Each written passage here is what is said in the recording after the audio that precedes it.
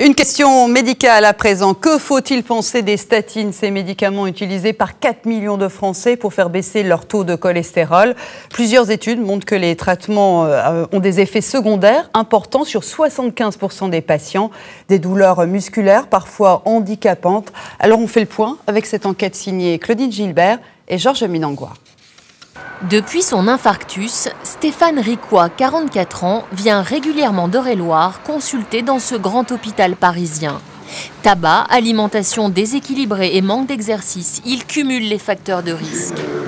Grosse douleur au niveau du cou.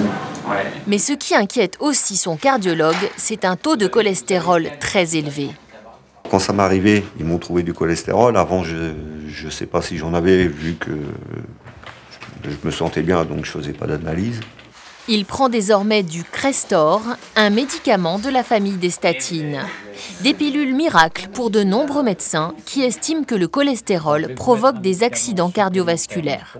Chez les patients coronariens, c'est-à-dire les gens qui ont fait un infarctus ou qui ont de l'angine de poitrine, les statines non seulement diminuent le risque de refaire un accident, mais diminuent tout simplement le risque de mortalité, ou éloignent plus exactement le risque de mourir. Ça augmente l'espérance de vie de ces patients de façon tout à fait significative.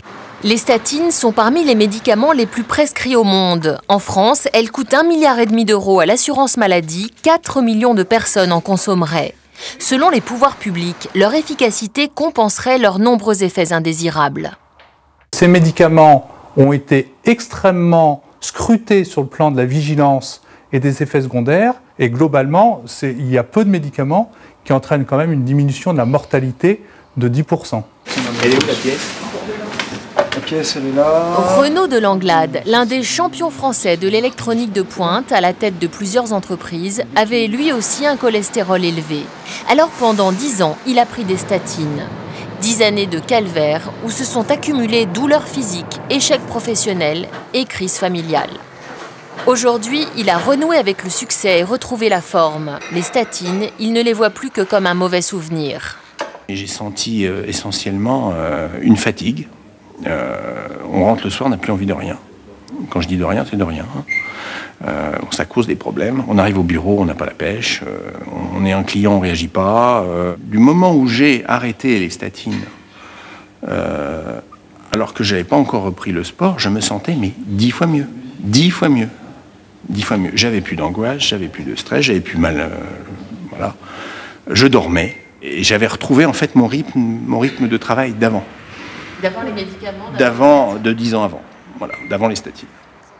Comme ses confrères, ce cardiologue chercheur au CNRS était persuadé des méfaits du cholestérol. Mais désormais, il rejette cette théorie.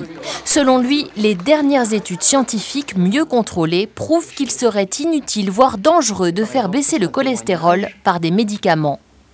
Sur son blog, il reçoit des centaines de témoignages de patients désorientés. Cela fait maintenant 2 mois et demi que je ne prends plus de statine. Je commence tout juste à retrouver de l'énergie. Mes muscles me font moins mal. La fonction intellectuelle récupère bien, du moins je l'espère.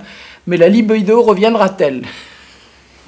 On arrivera inéluctablement à la conclusion que ces médicaments sont inutiles et toxiques, qu'il faut les retirer du marché, les dérembourser, c'est ce que disent déjà les professeurs Even et Debray, et que si on veut vraiment se protéger des maladies cardiovasculaires et de l'accident vasculaire cérébral, alors il faut tout autre chose que des médicaments anti-cholestérol.